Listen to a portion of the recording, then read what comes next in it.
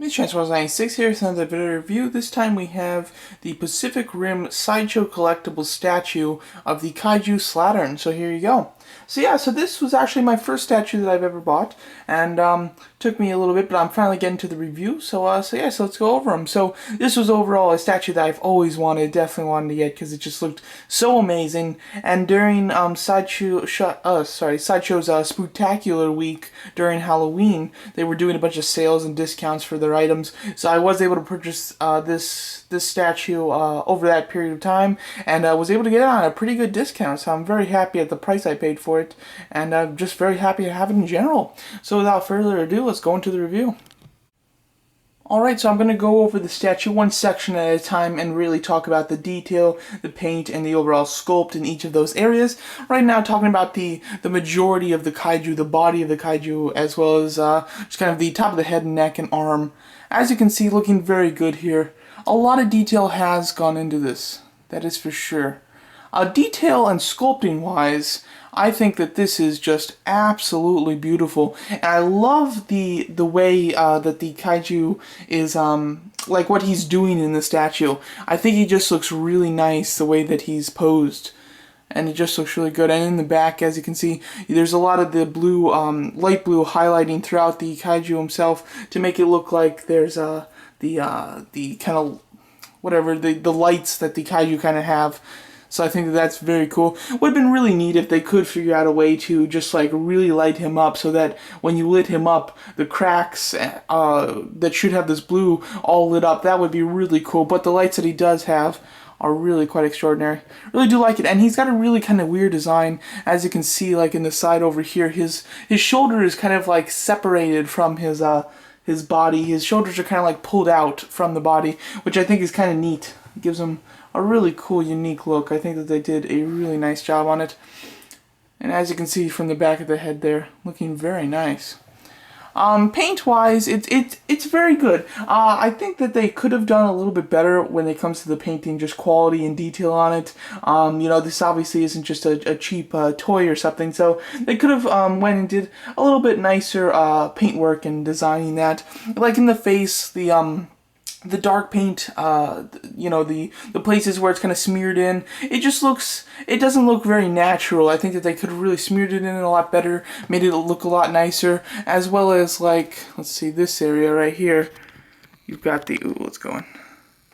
Like, you can kind of see the outline of where that dark paint should be, and it's not painted perfect on there. As you can see, it's kind of sloppily done, just a bit in that, in those areas like that. So it would have been nice if they could put a little bit more time and effort into the paint on the actual figure. Sculpting wise, though, it is really quite beautiful, and I have to say, looks wonderful. Let's get a closer look at the face.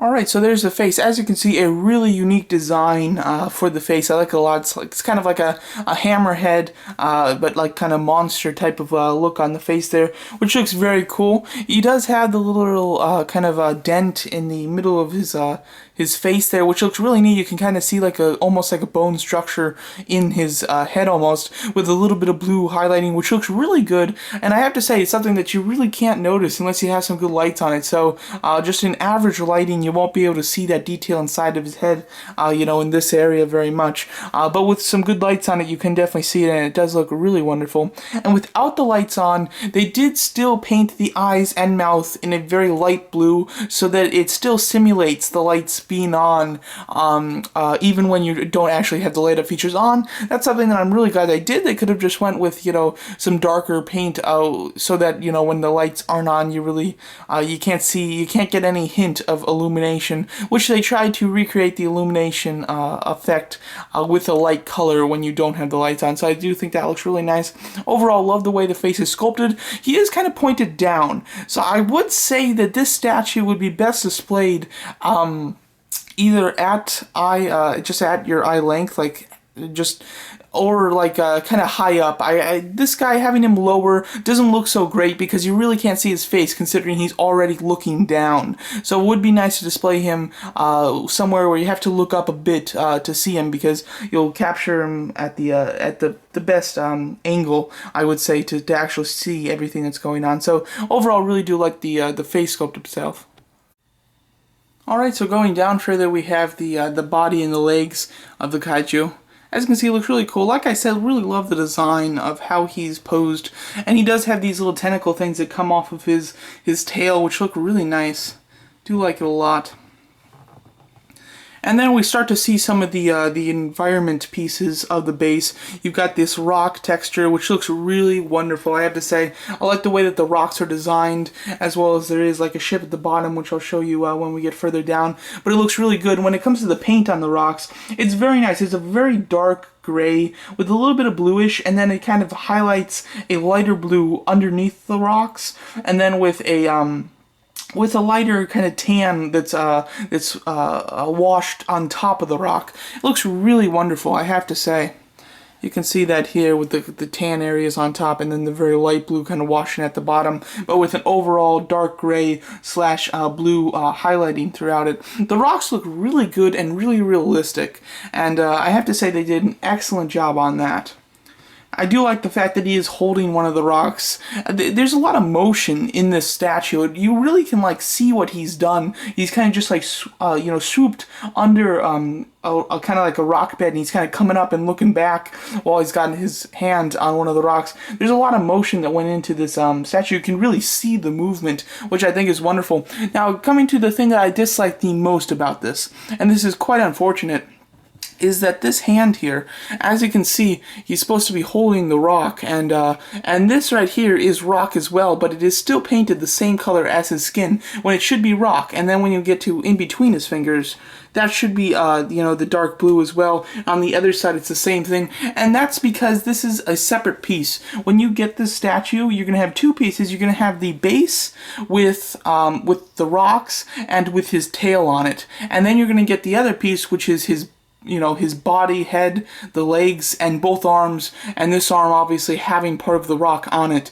And then when you can, put them together, and that's how you assemble the statue itself. So I really wish that they could have taken the time to actually paint the rocks in between his fingers that he should have painted. It looks quite ridiculous, and it's something that I would assume is a very easy fix that is just an oversight and something that they should have absolutely done. On the preview pictures for this statue, you can see that it is painted right in those preview pictures, but the actual statue itself does not have it painted the correct color, which is a shame, and definitely would have looked a lot nicer, because now it's just kind of like a block of the color of his hand. And if it was actually painted the correct rock colors, you could actually see him kind of holding the rock, which I think would have looked a lot better.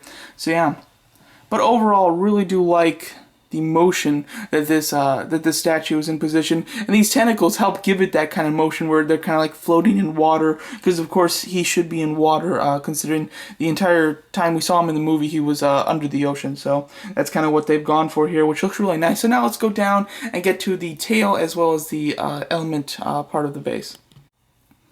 Alright, so down here at the bottom, as you can see, you do have the tail of Slattern coming and wrapping around the rocks, which I think does look really nice, as well as you get the majority of the rocks.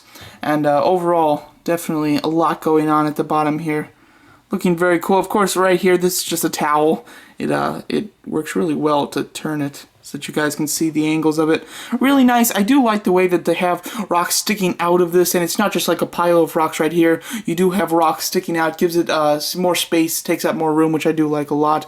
And then the tail, of course, the end of this tail kind of splits into three parts. One main section with two smaller sections, but that are still quite big. And they look quite nice, of course. You do have the blue highlighting throughout the bottom right there. And overall, it does look really nice. Again, would have liked some better painting on here, with just the dark, I don't know what color that is, the dark, like really dark olive gray, or the dark tan, whatever color that is, or brownish. It's not painted on perfectly, and obviously because he's an organic creature, it doesn't need to be painted on perfectly, but I just would have liked them to spend a little bit more time in painting it properly, I would have to say, because some of this just looks like kind of machine work done, so I would have liked to see it done a little bit nicer, but overall still looking nice. You do get a bottom of a ship, right, or a part of a ship, which is just really neat. I like it a lot. It's very rusted, as you can see. It does have some green to kind of really give it that rusted kind of under the ocean type of look. Because it's nice to remind yourself that this statue is supposed to embody the kaiju while he is underwater, and I think that it does it quite well. So now let's go down all the way to the bottom of the stand itself. Alright, so here's the stand. I like it a lot. It's pretty simple. As you can see, you just have a circular stand that's, only a couple inches in thickness, and then has another circular base at the bottom where it does kind of go out. It does kind of go out a little bit. It's not just straight, it's not just a straight cylinder. It actually does go out a little bit to the bottom, which I do like a lot. And then it does have like a turbine type of effect of a look. And then the way it's colored is really nice, I have to say. It's painted in like a dark copper, but then with a turquoise kind of wash into it to give it very much like a rusted under the water type of look, again going with that theme of under the water. So overall, I really love the design of the base. This is the same on every on the other kaiju knife head, as well as the two other Jaegers that they've done, Gypsy Danger and Strike Eureka. So I really have to say I like the base a lot. It's very simple. It lets the statue still be seen. The base isn't overpowering like it is on some other statues that I see. It's quite simple, but it gets the point across, and it just looks good. And I'm glad they used a base. I wouldn't have wanted just the rocks to act as the base. I would like a stand itself to kind of unify the four statues together. The button for the lights, which I'll show you in just a second here, is right here. It's simple, just push it in, you can hear the click, and it just clicks out. It's a really nice place to put the button. Really glad that they didn't put the button in a place that's hard to get, so that works out really well. Alright, so this statue does have a feature, and it is a light up feature, which I really do like a lot. And it's a very simple just button that you press, and you can light up the face. As you can see in this light, you really can't see it very well, so turning off the lights all the way, that looks wonderful. In very much dark areas, he looks terrific with the lights, because the lights outline his mouth because you can see his teeth, which makes him look really wonderful, as well as the eyes themselves look really nice. Having like one light on, just to have it slightly more dim, as you can see, still looking very cool. There's a good way, so you can get a look at the face there, but with it mostly dim. So the lights are really nice, and they are very noticeable. This isn't like something that is going to be hard to see. They are definitely quite prominent, which I do like a lot. And it is a feature that I was very excited to learn that he had, and one that's just really cool. I plan to just leave the batteries in them for a while, because it's just fun to turn on the lights, and the button's not in a inconvenient place, so it's hard to get to it or anything. It's in a perfect place. It's really easy to turn on. My fear was going to be there was going to be some switch at the bottom of the base, which would have been a massive pain to have to turn the figure like upside down to kind of hit that button. That would have been annoying. So they did it in a really good place, and I'm very happy with how it turned out. Alright, before we go into some size comparisons, just wanted to give you one look at it, just the full thing, gonna go up and down so that you can just see the entire statue in its entirety. As you can see, it's quite big, considering it goes over my typical background for a video and actually shows the wall. So he's definitely incredibly tall. Of course, don't mind the towel. As you can see, quite a large statue himself. Obviously, it's quite wide just in width because it's so large itself, but it's mainly very tall, which I do like a lot. And what's nice is it's a good size because it does fit in a D12 cabinet. Obviously, it's not short enough to fit in one of the squares, but it will fit in like two of the squares. So if you take out one of the shelves, he will fit and look really nice. I wouldn't recommend putting him on the glass in the D12 cabinet or in any spot where it's just small amount of glass, because he does weigh a lot. I have to say he is quite heavy. He's heavier than I expected, and definitely could possibly even break the glass if left there for a while. So I would recommend just keeping him on the floor in a D12 cabinet. That's where I'm keeping him right now. Eventually I'm going to move that, but for right now he's in a good place, and I do like it. So now let's get on to the size comparisons. Alright, so for a size comparison, as you can see, I have him with a couple of figures here. To his left, we have the Hot Toys Hulk, and then in the middle there we have the NECA Gypsy Danger 2.0.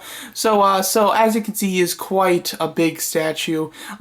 going, you know, well over Hulk's height, and Hulk is 19 inches tall, I believe. So the statue, I believe it's around 24 inches tall, which is quite impressive. As you can see, there's his full arm. So yeah, and then we go down, just to give you a little comparison, with something else Pacific Rim, and the Gypsy Danger, which is, you know, a relatively tall NECA figure for the Pacific Rim line, goes up to just about the crack on this piece of rock there, so not very tall at all compared to the statue, of course. So this is quite a big statue. Definitely thought it was important to give you a reference to somebody who would collect a higher end figure like the Hot Toys Hulk compared to just a normal Pacific Rim NECA figure. So quite a big statue indeed. Alright, so that's my review on this Pacific Rim statue. A wonderful statue, really do love it. One that I've always loved and just always really wanted but never expected to actually get, and very happy that Sideshow did put it on such a good sale, was able to get it for such a good price. It does retail for $470.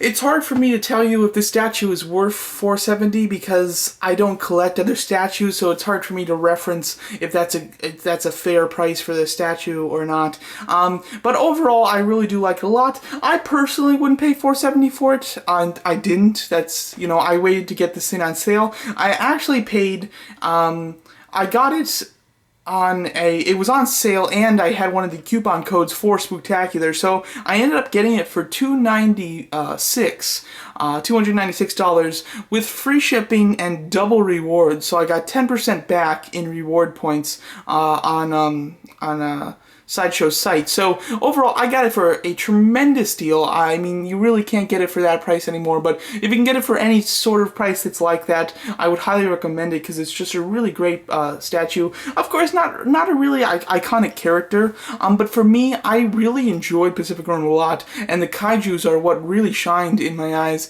I love Jaegers, you know, still gonna buy the NECA ones, of course, but the Kaijus are the ones that really impressed me because I love villains, of course, so I definitely love the look of the statue, and the thing that I loved so much about it was just the actual stance that the character was in. I think it beautifully captured the character as well as just the idea of a kaiju. I think it just looks wonderful. So I'm very happy to get this one, and definitely like it a lot. Maybe I'll end up getting the knife head statue. That would be really cool. I mean, I'm certainly looking for it. Again, I don't want to pay full price, so I'd like to get it on a considerable discount like I did this one. But overall, I'm very happy with the statue. I think it's really great, and definitely something that I would recommend picking up if you're a kaiju fan as well. So yeah, so there you go. That's my very review of the Pacific Rim Sideshow Collectibles Slattern statue. So thanks so much for watching.